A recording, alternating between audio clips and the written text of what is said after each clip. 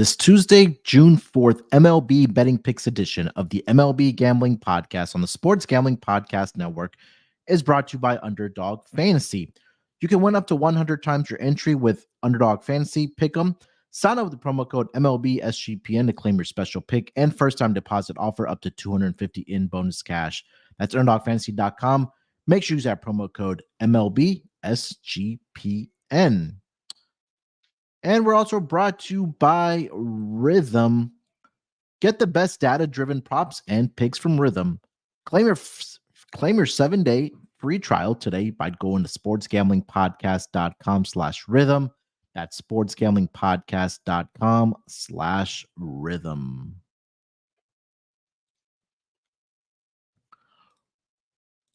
Welcome, everyone, to the MLB Gambling Podcast, part of the Sports Gambling Podcast Network.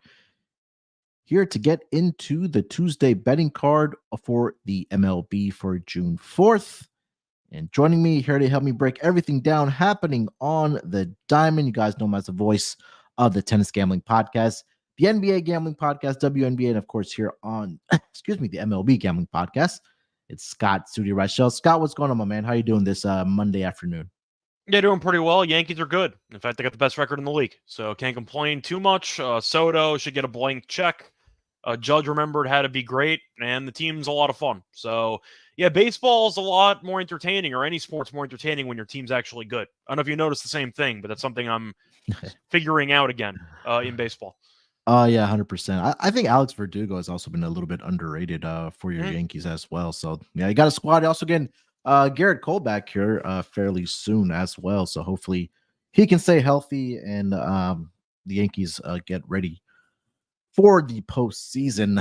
Looks like they're well on their way there. But again, still a lot of regular season baseball left here. So, but again, Yankees off, like Scott mentioned, to a great start, having the best record in the MLB, coming off the sweep over the weekend against the San Francisco Arson Judge was in full effect, as well as Juan Soto. So, good times right now if you are a Yankees fan. Tuesday's card, another full schedule to start the week here. Got some great pitching matchups and some great matchups to start the week here for us in the MLB. So definitely looking forward to it. So Scott, let's get into it, man. We have lines for all 15 games. I think we're only missing one pitcher, which is, I believe, for the Toronto Blue Jays for the Tuesday card. But everybody else is pretty much set in this Tuesday card, I should say. And we'll start it off here with a battle of the AL Central teams. It's going to be a big series here between the Kansas City Royals and the Cleveland Guardians. Seth Lugo getting the start here for the Kansas City Royals, and it'll be Tristan McKenzie for the Guardians. Looking at the lines for this game, I am currently seeing, let me get over to the Tuesday page here. The Guardians -122 on the money line, +104 for the Kansas City Royals. Total is 8.5 in this game here. Scott, what are your thoughts on the Royals and the Guardians? Yeah, so Kansas City this season's been great at home, not great on the road. They are 14-15 on the road, while the Guardians are 20-7 straight up at home. But McKenzie's been vulnerable lately. He has allowed at least 3 runs in back-to-back starts. He's allowed at least 1 home run in 3 straight starts. He's allowed 5 home runs in his last 2 starts combined. So he does give up a lot of long balls, which could be a problem against this Kansas City offense. We know that both pitchers have been solid, but you're looking at Lugo being incredible so far this season. I'm going to go with the even money or the plus money with Kansas City. I just think you're looking at a matchup where I do think Kansas City has the better overall starter for this matchup, and I do think that these teams are pretty close together in terms of talent. But with McKenzie's recent performances, I do think that there is reason to be concerned. I'm going to go with Kansas City at potentially plus money. Yeah, Lugo on the road thus far this season, 6-0, 0.86 ERA in that span. He's been absolutely phenomenal. The last 5 games, 4-0 with a 1.89 ERA. Just within the division, hasn't faced the Guardians yet this season, but in the AL Central, 4-0 with a 0.55 ERA. So he's been absolutely phenomenal. Hasn't allowed more than 2 earned runs over his last 4 starts. And I like the Royals team, man. The bats have been doing well. The pitching rotation has been good as well. So, getting plus odds here right now over on FanDuel for this Royals team. I'll take that. I do expect this number to move at a minus price for the Royals come, maybe Tuesday afternoon or maybe even overnight. So hopefully you guys, even if you are in the chat live, maybe you can get to this number earlier and get some plus odds if you do have access to FanDuel. Getting over to the next game on the schedule, we got the LA Dodgers. They are in Pittsburgh to take on the Pirates. Looking at the numbers, the pitching matchup for this game, I should say. Tyler Glasnow getting the start here for the Dodgers, and it'll be Jared Jones for the Pittsburgh Pirates. Dodgers are a minus 188 road favorite here, plus 158 on the money line for the Pirates. Total is at 8 in this game here, Scott. Tyler Glasnow going back against his former team of the Pirates. Yeah, I think I'm going to go with Dodgers run line in this one. Jones is an intriguing young pitcher, but he has been a bit up and down recently. And it seems like teams have started to figure him out a little bit because the last 3 starts, he's allowed at least 3 earned, got shelled against Detroit in his last start, give up 7 runs, 5 of them earned, giving up at least 1 home run in 4 straight starts, giving up at least 2 walks in 3 of his last 4 starts. A lot of reasons to be concerned about Jones potentially facing off against this Dodgers offense. We saw Betts homer the other night. We know Ohtani's still been in solid form. I think even though Glasnow has been struggling a bit recently, he is still a better pitcher than Jones. And I also don't like this Pirates bullpen at all. So I am going to go with the Dodgers run line here. I think Jones is very solid as a young pitcher, but of course there's going to be some growing pains with him only being 22 in his first go around. I'll go with the Dodgers minus 1.5.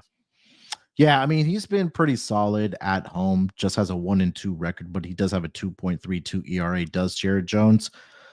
But he has allowed at least 3 earned runs over his last 3 starts. And again, the run support hasn't really been there for him either from the Pirates. And that offense has just been inconsistent. And the Dodgers were on a skid, excuse me, a couple weeks ago. Seems like you mentioned, they've found their form. Betts, Ohtani, Freeman at the top of that lineup. And Glasnow has been very good on the road so far this season. 5 starts, 2-0 with a 1.69 ERA. Coming off a start against the Mets where he did go 7 innings, allowed 2 earned runs, 8 strikeouts in that span. And that was a prior where he did lose his previous 3 starts. Before the New York Mets start, he did make. So I get all 9 at bats here with the Dodgers team, minus 1.5. I'm right there with you, minus 118 right now, currently over on FanDuel for the Dodgers. Getting over to the next game on the schedule here, we'll go over to the Milwaukee Brewers. They are in the city of brotherly love to take on the Phillies. For the Brewers, I am seeing Colin Ray getting the start here. It'll be Christopher Sanchez for the Philadelphia Phillies. Looking at the lines for this game, the Brewers are a plus 142 road underdog, minus 168 for the home team and the Phillies. Total is at 8.5 in this game here. Scott, what are your thoughts on the Brewers and the Phillies? Yeah, so you could argue that both pitchers aren't exactly I'd say great, but Sanchez has been solid in general. You're looking at Sanchez this season, 2.83 ERA. He's been great at home. His road numbers are not great, but his home numbers, 2.03 ERA. Did he give up no runs in his last start against the Giants? He's given up less than 3 earned in 3 straight starts. I think he's better than Rhea. Rhea's been okay recently, but I do think that Sanchez has better stuff just in general. Philly, the question is, how big of a favorite are they going to be? Because you're looking at the Phillies being right now the best team in the National League based on record. The Brewers have been solid. They have a massive lead in the NL Central, but I do have to wonder if Rhea is going to be able to pitch well because he has been a lot worse on the road than he has at home. So I saw Marsh went on the IL, so he's going to be out for a week or so. So keep an eye out for some potential rearrangements for the actual lineup for Philly. But I think for this one, I am going to lean to the Phillies. The issue is I don't know what the actual value is going to be for this matchup because the Phillies are minus 168. Do I like them on the run line? Not really.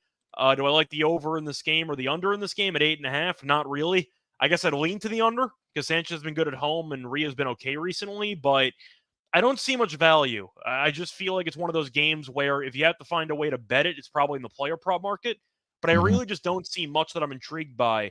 I'd lean Philly, but 168 is 168. Like, I just don't see much there. Maybe Philly's first 5, like minus half a run, but Rhea's been okay recently. So it might just be a pure pass for me. I don't really see any angles right now besides player props that intrigue me. Yeah, I mean, Sanchez has been really good at or in Philadelphia at home, I should say, 2-1 with a 2.03 ERA in 5 starts. The Phillies have won 4 of the last 5 starts that he has made for this team. So again, Colin Ray, it's not a guy that I do trust. He'll go through the first 2 of Times through the go order. through the orders, or what I'm trying to say, and then that third time around he'll kind of blow up a little bit. But coming off of 2 pretty good starts against the Cubs and the Red Sox in that span, back-to-back wins that he has put together for the Brewers. So yeah, I mean, I'd again lean, if you're a parlay player, maybe if you want to put the Phillies in a money line parlay, I think that may be worth a look. Or if you want to do a outs prop, maybe for Christopher Sanchez, that might be worth a look as well, because he's gone at least 6 innings in 3 out of his last 5 starts. And in 1 start against the Mets, he almost got to the 6th inning. He only went 5, and he did go 5 2/3. So if you want to look at it that way for this game between the Phillies and the Brewers. All right, next game on the schedule, we'll go over to a 6:41 Eastern start time. We've got the Tampa Bay Rays. They are going to be taking on the Miami Marlins. Looking at the pitching matchup for this game, I am seeing Ryan Pepiot getting the start here for the Rays, and it'll be Jesus Luzardo for the Miami Marlins. Lines for this game: the Rays are a -120 road favorite here, plus 102 on the money line for the Marlins. Total is at 7.5 in this game here. Scott, what are your thoughts on the Rays and the Marlins? I think I just like the under in this game. I would lean to Tampa because I think that they're the better team, but they're still not a great team by any means. But I do think Luzardo has been solid. Did lose his last start against the Padres, but he pitched well. Gave up 3 runs in 6 innings. I believe he gave up either all 3 runs in the first inning or 2 of those 3 in the first. So he kind of settled down after that. 2 starts before that, 14 innings though, and no runs. So he was pitching well. And you're looking at Pepiot, and he has not given up a run on the road yet. So he's been solid in opposing ballparks. We know Miami's pitcher Finley Ballpark. We also know that Miami can't really hit. Both these teams have issues hitting in general. So I like the under in this game, maybe first 5 under 4, but I could see a lower scoring game. Give me Tampa to find a way to win this game like 4-3. Yeah, I mean, you mentioned, right, Ryan Pepiot hasn't given up, or Pepiot, however you want to say it, 12 shutout innings on the road thus far this season. He's only also allowed 5 hits in that span. So, I mean, that's really good. 18 strikeouts and no walks on the road thus far. So, definitely something that you want to look at if you're back in the Rays here. The Rays have won 3 of his last 4 starts as well. Jesus Zerto has been kind of up and down, right? I mean, he got off to a really bad start towards the beginning of the season, and then started looking like the pitcher that a lot of us expect him to be, because over his last 5 starts, 2-2, but he has a 1.99 ERA, and also been pretty good in Miami as well with a 3.09 ERA. Again, the run support is the biggest thing for Jesus Luzardo from this Marlins team. And like you mentioned, that both these offenses are a little bit inept, especially the Miami Marlins. So I'll lean here with the Rays. I do like your call about the under in this game here as well. All right, before we get over to the next game on the schedule, let me tell everyone about our friends over at Underdog Fantasy. Hey, look, the NBA playoffs are here, and of course, also the NBA Finals are tipping off on Thursday. And our sponsor, Underdog Fantasy, wants to make it a lot more interesting. Underdog Fantasy is the easiest place to play fantasy sports. Playing their pick'em games is as simple as selecting higher or lower on player stats like points, rebounds, assists, and so much more. Underdog will also be running a ton of different promos, bonus cash airdrops, specials, giveaways, and more throughout the NBA playoffs. So make sure to follow at Underdog Picks on Twitter to keep an eye out. Underdog is available in 30 plus states, including California, Texas, Canada. They also just launched Champions, their player versus player format in Florida. Sign up with the promo code MLBSGPN to claim your special pick and first time deposit offer up to $250 in bonus cash. That's underdogfantasy.com. Make sure you use that promo code MLBSGPN.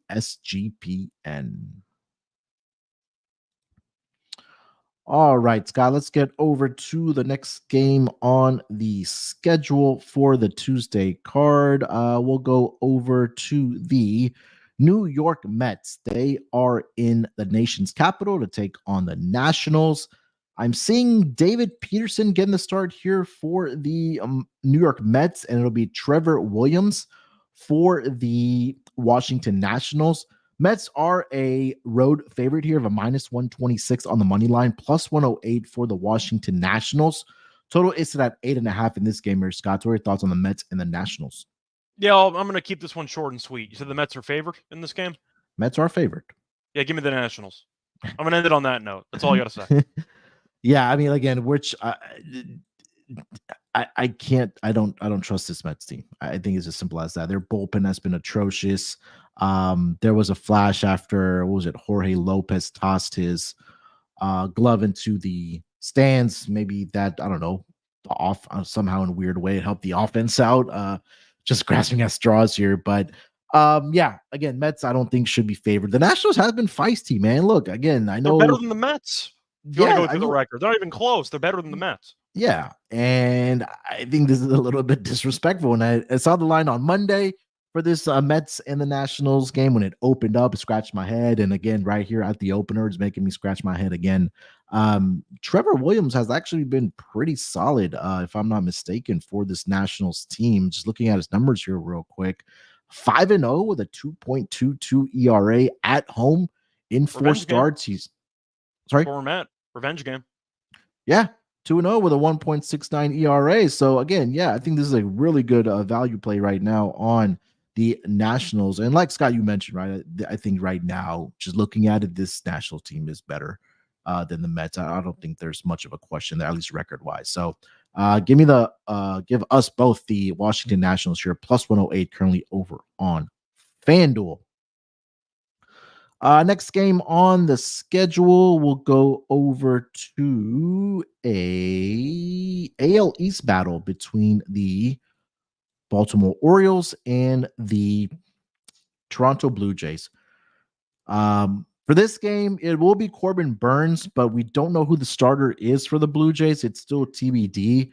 The Orioles are a -162 road favorite here, +136 on the money line. Total is at 8.5 in this game. But Scott, do you have much if we don't know who the starter is for the Blue Jays?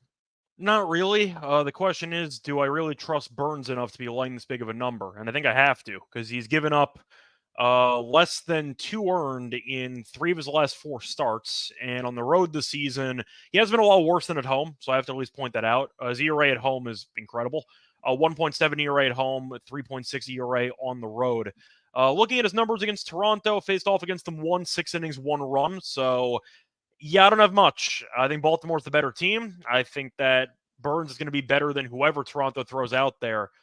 I guess I'm just going to go with the Orioles run line. Like I don't really have much here. So lean Baltimore, I guess, but I can't bet it. Just laughing at SMKT's comments. My grandmother is better than the Mets right now. Yeah, again, I don't know. It could be a bullpen day for the Blue Jays. I'm not sure, but Corbin Burns has been a guy that I can trust this season, especially on the run line as well. He's having a pretty stellar season, 5-2 with a 2.35 ERA. Did face his Blue Jays team earlier this season, 6 innings, 6 hits, 1 earned run he gave up in that game. Only had 2 strikeouts and did issue 2 walks in that game, but he's been pretty good within the division for the Orioles thus far. 4 starts against division opponents, 2-1 with a 1.38 ERA. And over his last 4 starts, he's allowed a combined 4 earned runs, and he's gone at least 6 innings over his last 5 starts as well. So depending on maybe what his outs issued number is, I'm guessing it'll probably be 18.5 for him.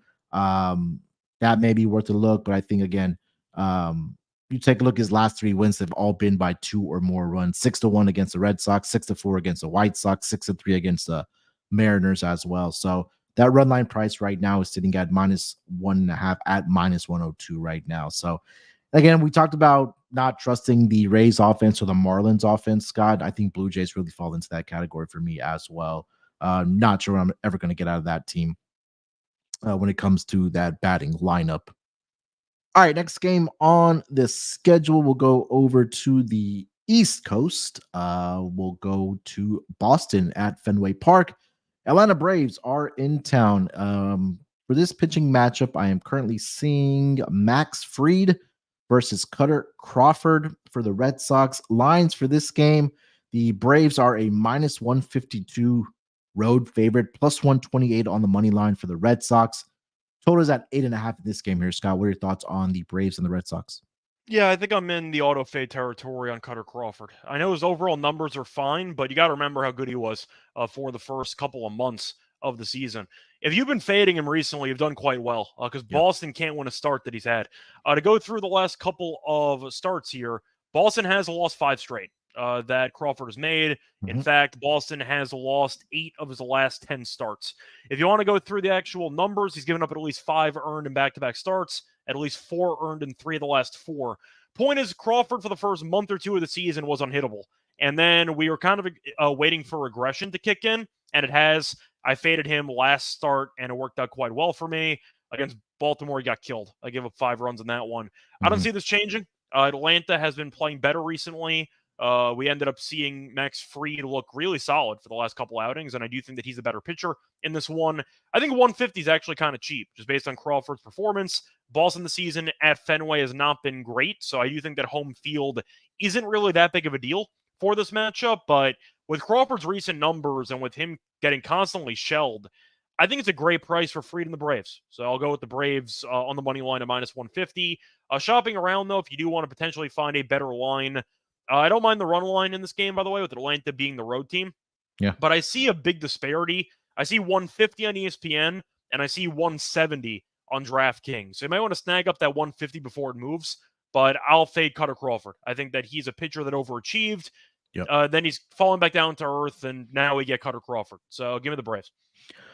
Yeah, and also adding to the fact that you mentioned his last 5 starts that the Red Sox have lost, they haven't scored more than 3 runs. They've scored 3 runs or more in just one of those games. Rest of the games against the Orioles, they scored 1. Brewers 2, Cardinals 2, 3 against the Braves.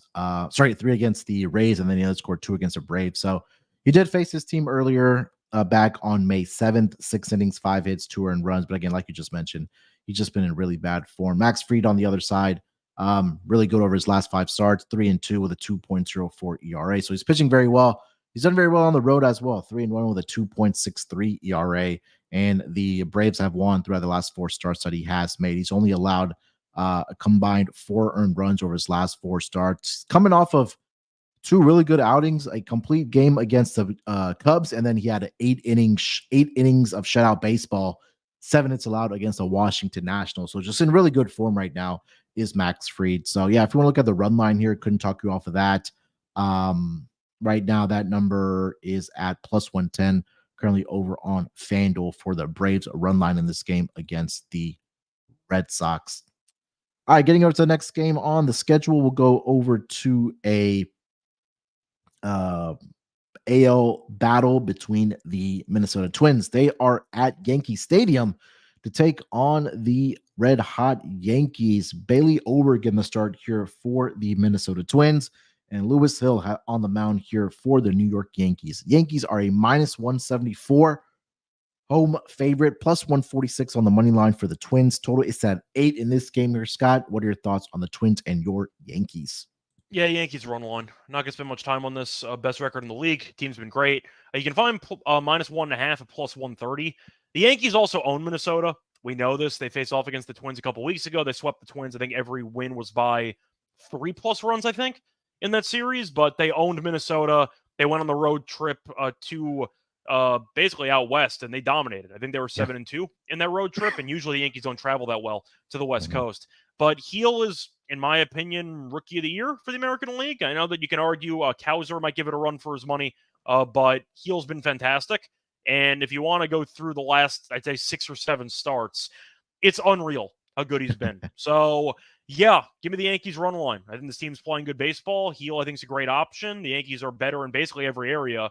Minnesota has been fine this season, but I think we all know deep down there is a tier gap between these two teams. Plus 130, plus 1. I mean, the run line differential is a great deal. Give me plus 130 on the run line for the Yankees. I'm 100% right there with you. Mentioned it, right? I mean, Lewis Hill has been absolutely phenomenal. Last 5 games, 4-0 with a 0.84 ERA, 32 1/3 innings pitched, 3 earned runs he's allowed in that span, and at Yankee Stadium in 5 starts, 4-0 with a 1.27 ERA, 28 and 1/3 innings pitched. He's only allowed 4 earned runs in that span, and the Yankees have won his last 5 starts. 4 of the 5 starts have been by 2 or more runs. So again, I think you're getting a great price here, despite them being the home team. Bailey Ober has been pretty brutal over the last 5 games. He's been alternating between win-loss, but he's giving up a lot of contact. He's also giving up the earned runs. Just his last start alone against the Royals, 5 innings, 9 hits, 6 earned runs. He gave up 3 home runs in that game to the Kansas City Royals. And now you're going up against, like we talked about at the top of the episode, a red-hot Yankees batting order where Juan Soto's absolutely ripping the cover off the baseball. Aaron Judge, Stan has looked good. Talked about Verdugo, Anthony Volpe. I haven't mentioned his name a whole heck of a lot. He's been absolutely on fire at the top of the lineup for this Yankees team. So, yeah, you got to stay with the hot hand here. Give me the run line here with the Yankees as well. Again, definitely shop around, get the best number. Getting almost up to plus 130, like Scott mentioned, for this Yankees team. All right, before we get over to the next game on the schedule, let me tell everyone about Rhythm. Hey, if you're betting NBA player props, then you need to download Rhythm. Rhythm gives you a menu of the best player props for every single NBA playoff game, making it easy to go through and find the best props to put your money on in seconds. Rhythm's predictions are backed by over 3 years of data and a team of data scientists and quants that focus on fine-tuning our algorithm to give you the best shot at winning. Rhythm pairs its predictions with player prop graphs to help feel even more confident in your picks, which you can make wherever you normally place your bets or DFS picks. From superstar to bench players, Rhythm finds the best player prop lines, all backed by AI data, without you needing to endlessly scroll through a sportsbook. Rhythm also allows you to create your own custom NBA model so you can get AI-backed money lines, spread, and total picks for every single playoff game. Claim your 7-day free trial today by going to sportsgamblingpodcast.com/rhythm. Again, that's sportsgamblingpodcast.com/RITHMM. That's again, sportsgamblingpodcast.com/rhythm. All right, let's get over to the next game on the schedule. We'll go over to a battle of the state of Illinois. The Chicago White Sox and the Cubs are matching up early in this week in Wrigley Field against each other, and it'll be a 8:06 Eastern start time. Looking at the starting pitchers for this game, I'm seeing Chris Flexen getting the start here for the White Sox, and it'll be Shota Imanaga for the Chicago Cubbies. Cubs are a minus 290 home favorite, plus 235 on the money line for the White Sox. Total set at 9 in this game here. Scott, what are your thoughts on the White Sox and the Cubbies? So I faded the White Sox yesterday. Gary Sanchez bailed me out somehow, and I ended up winning in the run line with Milwaukee, but the White Sox are god-awful.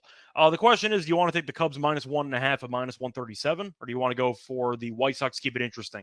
It's a weird spot for Imanaga, though, because he was basically unhittable for the first 2 months. Then he got shelled his last time out against Milwaukee, gave up 7 earned runs. So you have to wonder how he's going to bounce back and respond, but damn, the White Sox are awful. I mean, I've been going on this show for months saying this team might lose 120 games, and I'm not even joking. They really might lose like 120 games. Yeah. They have 15 wins right now. They're 15-45. So just keep that in mind. They've lost 11 straight. I think I have to go with the Cubs. I mean, the Cubs have been terrible too. Like, this is really a brutal matchup, but I think Imanaga is better than Flexen. I feel like the only way you can make an argument for the White Sox is if you think Imanaga is going to struggle again, or maybe Flexen pitches very well. But 290's nuts. There's really not much to like in this game either.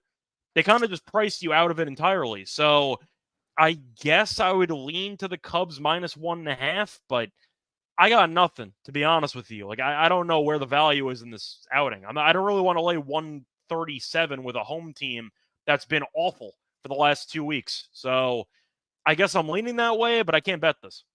Yeah, I think if there's a cure for how bad the bats have been for the Cubs, it's against this White Sox pitching staff. And we saw that against the Brewers. Even Gary Sanchez, I think there was not Sunday, but I think it was the Saturday game where I think he hit a 3-run home run, if I'm not mistaken, in that game as well, did Gary Sanchez. So Um, I think this is the opportunity for the Cubs to their offense to break out of the funk that they have been. So if you want to look at a team total over for the Chicago Cubs, I couldn't talk you off of that. I think Imanaga does bounce back here in Wrigley Field after his worst start by far of the Yeah. season. Well, that's what I was going to ask you, though. Is there value on the Cubs team total, though? Because you're taking Imanaga out of the equation. I feel like you just want Imanaga. Yeah.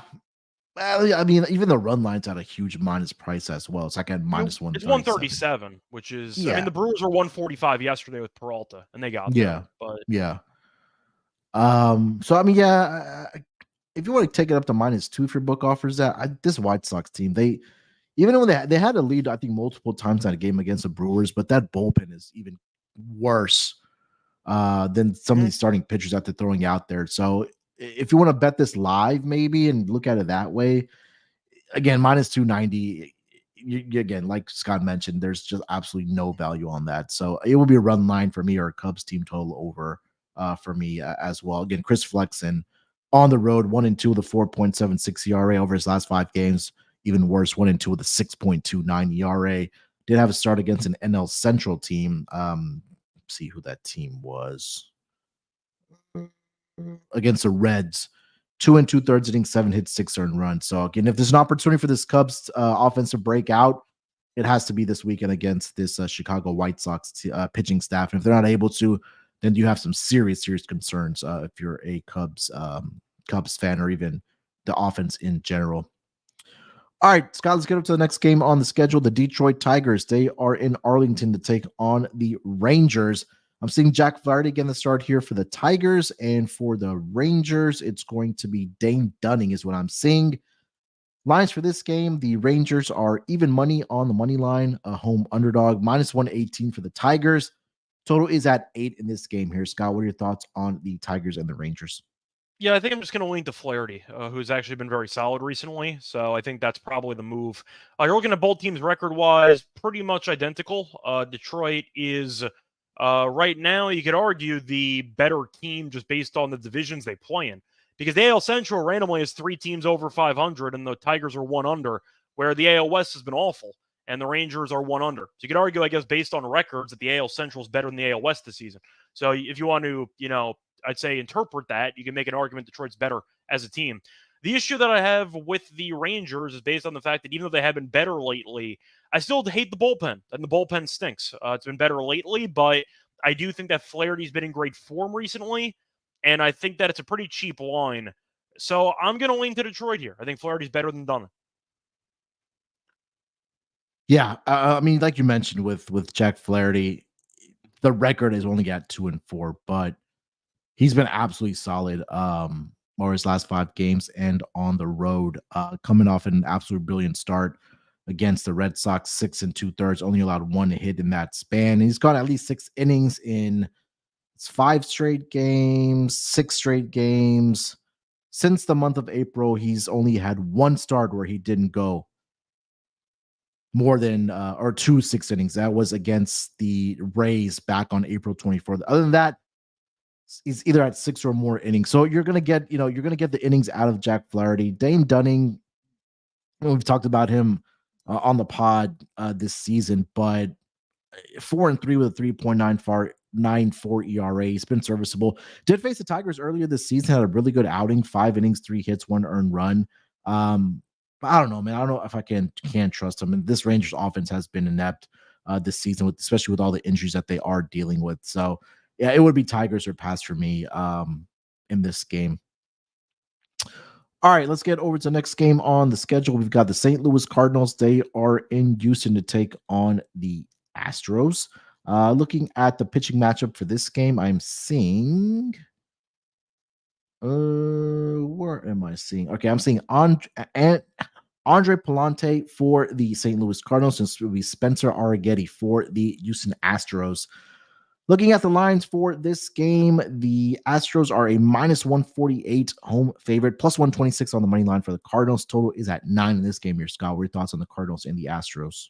Yeah, so the Astros can't hit. That's been a serious problem. Palante has been around for a few years. Nothing notable. I feel like he's just a standard, I'd say mediocre pitcher, if that's the word you want to use there.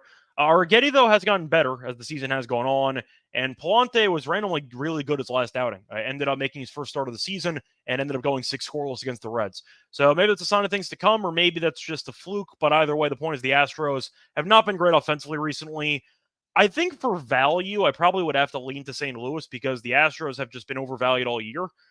Do I think Houston's going to win the game? If I had to guess, probably, but 145 I think is an insane price. I think Arrighetti was really good for one outing against Seattle last time out, but I just need to see more. I feel like I just have not seen enough consistently solid outings by him. He has been a lot better at home than on the road, I'll admit that. Palante, though, made one good start in his only start this season. I think he's fine. Arrighetti has been okay too, I guess. Not great, but I think for value, I just think that the Astros should not be 145 here. I think they should be closer to like 125 in my opinion. So based on where the line's located, I'm going to lean to Palante. I'll fade Palms or Sweaty Arrighetti. I think your mic cut out, by the way. Did you mute yourself? Oh, I'm on mute. I'm sorry. Okay, yeah. Cool. All right, there we go. Yeah, it's a massive price. It is, especially for Arrighetti, who's been absolutely terrible. I mean, I don't think it begins to describe how bad he's been for the Astros. Look, yeah, he's coming off of the best start by far of the season, 6 innings, 2 hits allowed to the Seattle Mariners. But I just think that he's the pitcher that we've seen all season long. Can the Cardinals get to him? I'm not sure.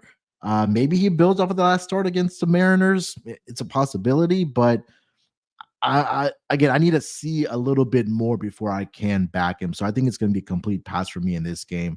Minus 148 is a little bit too much for me for Spencer Arrighetti. So yeah, I'll maybe back the offense of the Astros, but I'm not. Yeah, that's been terrible too.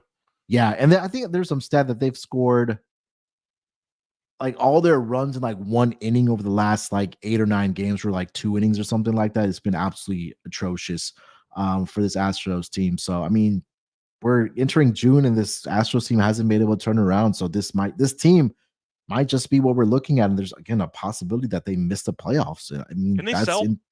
Or is the division so bad they're going to be priced into it? I think that because the division is so bad right now, that I think there's still an opportunity. Because if let's just say they reel off 7, 8 games in a row, or maybe let's just say they win 8 out of 10 games or 10 out of 12 games, something in that neighborhood, like they could get right back into that AL West division just because how bad it is, right? It's Mariners, it's Rangers, and it's Astros, right? The Angels, I know, almost have a similar record as the Astros, but I mean, it just tells us how bad this division is in the AL West. So, yeah, I'll leave it at that. All right, next game on the schedule, we'll go over to Coors Field. The Cincinnati Reds visiting the Colorado Rockies in Coors Field. Frankie Montas getting the start here for the Cincinnati Reds. Going to be Ty Blotch for the Colorado Rockies. Reds minus 144 on the money line as an away favorite, plus 122 on the money line for the Rockies. Totals at 10.5 in this game here. Scott, what are your thoughts on the Reds and the Rockies? I'm going to go with the Rockies. Blatch at home has been really good so far this season. 3.25 ERA. He's given up less than 3 earned in 2 straight. If you ignore the one outlier start where he got killed against the Giants, he's allowed less than 3 earned in 5 straight starts. So one outlier kind of sabotages his entire ERA recently. He's been great. Just simply put, Montas, we know, can be a bit streaky, but it's in Coors, and the Rockies have been playing better recently. So I'll go with the Rockies. Give me the plus money. It's not like I think this Reds team's that good. We were hoping they would be. They're not. We know the Rockies aren't that good either, but at home they're about 500, give or take. So yeah, I'll go with Blatch. I think he's solid, at least at home. Yeah, Montas has struggled on the road. He's been great in Cincinnati, which is kind of funny because it is a smaller ballpark and a hitter-friendly ballpark. But on the road this season, 4 starts, he has a 6.75 ERA, 1-1 record. Last time out, or his last 2 starts on the road against NL West opponents, the Dodgers and the Giants, gave up a combined 7 earned runs in those 2 starts. He also did give up 3 home runs as well. So hasn't been very good for him on the road. Now you're going to a hitter's ballpark where Ty Blotch has been pretty good, to say the least. I think that There's going to be spots during the regular season, Scott, where we can back this Rockies team, especially at home, and get them some value. And I think I think in this particular series, this might be one of those spots because the Rockies have actually won 3 of his last 4 starts that he's made. And it's been actually against pretty good competition. He beat the Rangers. He got shelled on the road against the Giants, but at home against the Phillies, 6 2/3, only allowed 2 earned runs, and then against the Guardians as well at home at Coors Field, 7 innings, 6 hits, 2 earned runs. So I do like the Rockies in the spot here at plus 122. Getting over to the West Coast, let's go with the San Diego Padres and the LA Angels. Adam Mazur getting the start here for the San Diego Padres, and it'll be Patrick Sandoval for the Angels. Looking at the lines for this game, I see minus 102 for the Padres and minus 116 for the Angels. Total is at 8.5 in this game here. Scott, any thoughts on the Padres and the Angels? So I'm not too familiar with Mazur. I know Sandoval's not any good, so I know that's definitely a fact. I'd go through the numbers, though, for him in the minors. So far, been good. He had a 1.95 ERA in Double-A. Triple-A, he was awful.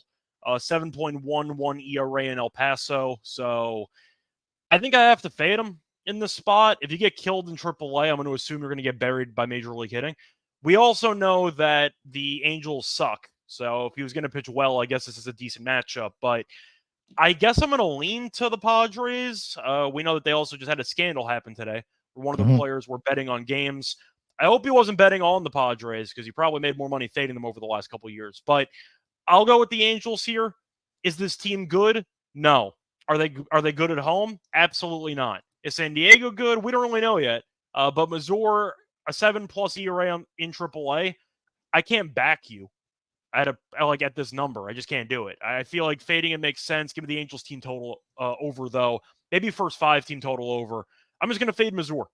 That's actually probably my approach. I'll take the team total. I'll fade Sandoval because I can't stand Sandoval.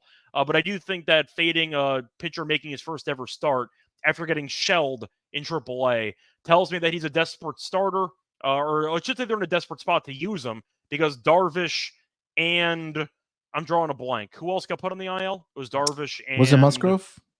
Yeah, Musgrove. Thank you. Yeah. The point is 2 of their starters are now on the shelf, so they had to call up somebody in a break in case of emergency start. Not a good sign for Mazur. So he's not getting called up because he earned it. He's being called up because they need a body. So I'll fade the Padres. Give me the Angels team total over. Yeah, I think the full game over will be the look in this game. Patrick Sandoval at home at Angel Stadium, 5 starts, 0-4 with a 7.11 ERA. Just has not been very good, to say the least. Last 5 games, 1-2 with a 5.16 ERA. Last 2 games have seen at least 11 combined runs. And now you have a San Diego Padres offense that has been pretty good. But again, if don't want to back either one of these pitchers at this point, over 8.5 would be the look, or even a Padres, like Scott mentioned, over team total for the San Diego Padres. So, yeah, definitely could get behind that with you there. 2 games left on the schedule here, Scott. We'll go over to the San Francisco Giants. They are in Arizona to take on the Diamondbacks. I am seeing Kyle Harrison getting the start here for the San Francisco Giants. It'll be Blake Walston for the Arizona Diamondbacks. Minus 108, minus 110 for both sides here, and the total is at 9 here, Scott. Any thoughts on the Giants and D-backs? Yeah, I think I'm going to take the Diamondbacks in this one. The Giants have been better recently. They got swept by the Yankees, but the Yankees, we know, are a much better team than they are. Harrison, though, I think is fine, but he's not been good lately, so I think it's mostly based on just a recency fade. He's not really in good form. To go through the last couple of outings for Harrison, he has allowed at least 3 runs in 4 straight starts. Gave up 12 hits to the Phillies last time out. But when you're not going any length either, he's gone less than 5 1/3 and 4 straight, and he's gotten consistently shelled for about a month. That's not a good sign. So I think I have to go with the Diamondbacks in this one. I think it's a cheap number. A relatively unknown starting pitcher, I'll admit that, but I think Harrison's just been a bit underwhelming recently. So I'll go with Arizona. They're also really good against lefties. They're a really good offense against the left-handed pitching. So give me the Diamondbacks at a cheap number. Yeah, I think, again, this might be a game where I look at the over here as well. Again, not really familiar with the Diamondback starter. Don't really see a lot of stats on him. Let's see here. So he made one start on May 26th against the Marlins, 4 2/3, allowed 4 hits, 4 strikeouts, 1 walk, and then he had a start against an appearance in a long relief opportunity against the Dodgers, 3 2/3, 3 hits, 2 earned runs, 4 walks, and 5 strikeouts. So maybe if you want to look at a strikeout prop, possibly.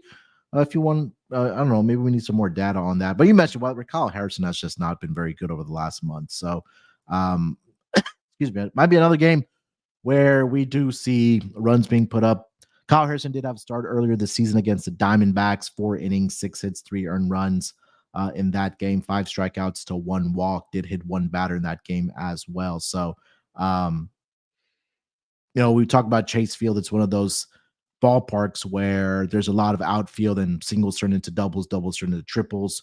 You'll also see sometimes inside the park home runs if it gets down the alley as well. So a definite opportunity for runs in this game. That number is right now sitting at 9 in this game.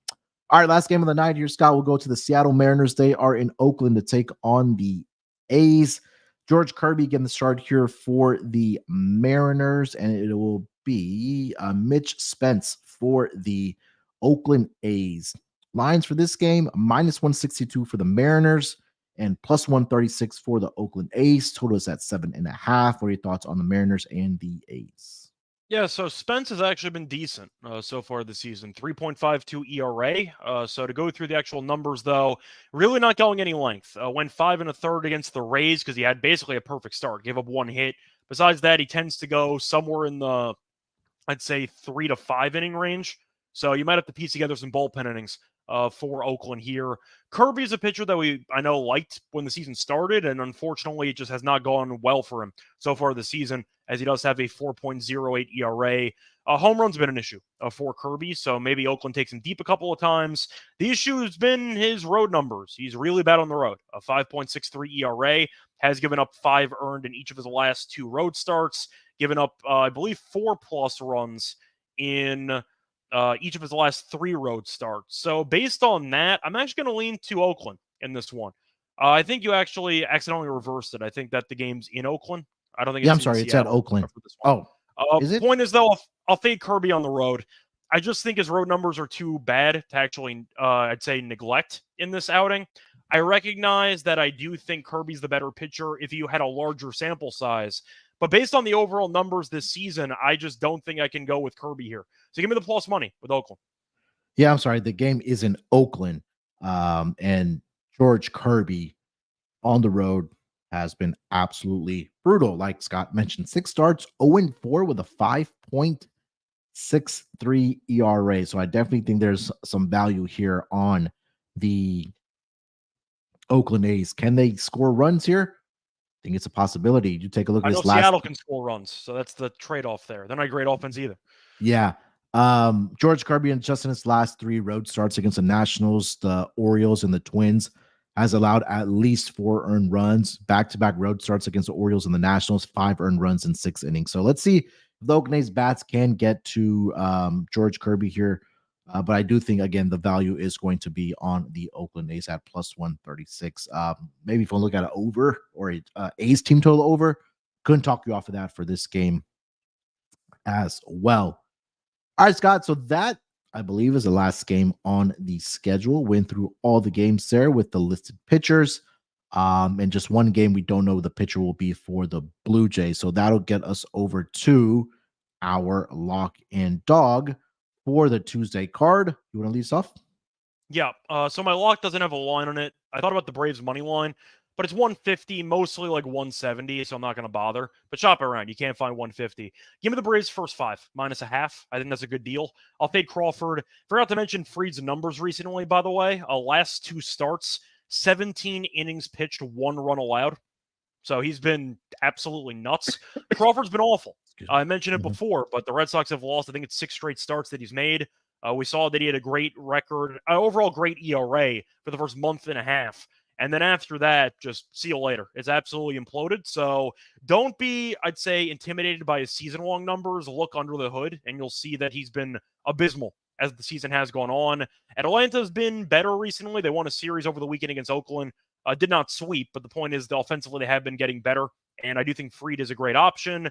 Crawford, though, has been a mess, so give me the Braves first 5 -0.5 as my lock.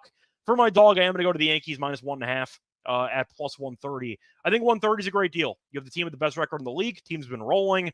Heel has been incredible. I think he probably will win AL Rookie of the Year if he's able to stay healthy for the rest of the season, and assuming he stays in the rotation for the rest of the season. But Minnesota, we know, is a team that is very, very streaky because of their reliance on home run hitting. Yankees won each of the first 3 meetings this season by 4+ runs. Minnesota has kind of been alternating wins and losses recently, but you're looking at Ober's recent performances, and he has not been very good. As a whole this season, 4.89 ERA, 5.52 ERA on the road. He has given up at least 5 runs in 2 of the last 3 starts. Yankees, though, with Heel on the mound, plus 130 on the run line, I think is a great deal. Sign me up for that. Yeah, I love that. If you weren't going to take that as your dog, I was definitely going to look at the Yankees, but I will be on the Yankees for sure in this Tuesday card for sure. All right, for my lock, I think it's going to be, give me the under 8.5 in the Royals and the Guardians game. Currently over on FanDuel. We talked about at length how great Seth Lugo has been for this Kansas City Royals pitching rotation, having a Cy Young caliber year. I know McKenzie has been a little bit up and down, a little bit more inconsistent, and he's given up the home runs over the past couple starts, but he's been pretty good at home, 2-1 with a 3.31 ERA and 7 starts this season. He's been pretty good in the division as well this season. 4 starts, 1-1 with a 1.13 ERA. So I think both of these pitchers can go along well here in this matchup. Tristan McKenzie in his career against the Royals in 7 appearances, 4-2 with a 2.70 ERA. I know this offense is different now for the Kansas City Royals, but I do think, again, that Seth Lugo will pitch well here. I think McKenzie can limit, I should say, the bats of the Royals. So I'll take the under 8.5 in this game between the Royals and the Guardians. For my dog, couple ways we can go here. I'm not sure if there was a alternate run line, or not an alternate run line, but Nationals run line -1.5, I think would be a great price. I can try to find it if you want me to dig. Yeah, if you can. If not, you know what? I'll take the Rockies at home. It's a little, I mean, it's not to the standards that we would give out at plus 122, but I'm not Terrell. I'm going to allow it. It's fine. All right. You can take the 115. It's fine. Yeah. I see 122 right now over on FanDuel. If you want to get on the Rockies here, which I will be. Again, we talked about Frankie Montas been great in Cincinnati. On the road, he's been struggling, but I think this more is a bet on Ty Blanche. Has been really, really good at Coors Field, and it's really telling of how well he's done at home, especially if you take a look against the last 2 offenses that he did face at Coors Field, which was the Guardians and the Phillies, 2 of the better offenses this season. And in 13 and 2/3 innings combined against those 2 teams, he allowed 11 hits and just 4 earned runs at home at Coors Field against those 2 offenses. So that's really, really impressive to me. So, and I mentioned that there'll be opportunities for us to take advantage of the Rockies, and I think this is one of those spots here right now. So over on FanDuel, plus 122 on the money line for the Colorado Rockies, fading the Cincinnati Reds team. All right, that's going to wrap it up here for this edition of the MLB Gambling Podcast. Scott, anything else we want to mention before we get out of here? No, not really. Once again, looking forward to the card. So hopefully we end up sweeping. I know I was also on the show yesterday, so hopefully those picks sweep too for the Monday card. Yep. Besides that, a bunch of podcasts later. I have the WNBA show with Terrell at about 9:00. Have the tennis show later tonight as well. I also know that we did our first NBA Finals episode on the NBA show today. Should have another one or so before game 1, so stay tuned for that. But yeah, a bunch of podcasts, and of course, you got a bunch of important sporting events going on. You got the NBA Finals, you have the Stanley Cup Finals, the hockey guys got you covered there. So once again, a lot of important sporting events, and SGPN has you covered with all of it. Yeah, again, make sure a lot of great stuff happening right now in the world of sports. Obviously, like Scott mentioned, NBA Finals, got an NBA Finals contest going on. So if you guys want to get into that, as well. Obviously, anything at SGPN is always free to enter. $100 cash prize and $100 gift card for the NBA contest there. NHL Stanley Cup finals as well. We're in full swing for the MLB. WNBA, and Scott mentioned as well, we're wrapping up round 16 today, or is it that tomorrow, Scott? Oh, that was wrapped up today. The quarterfinals start tomorrow.